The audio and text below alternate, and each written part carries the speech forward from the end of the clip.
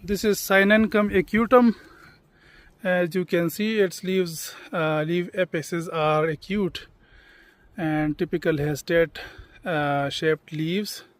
The leaf base is hastate, you can see. It belongs to family Apocynaceae. The genus is Cynanchum and this species is acutum. And you can also see milk coming out of this plant.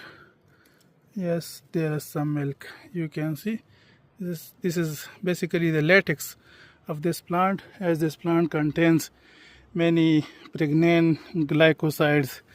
And I have found one fruit of this plant.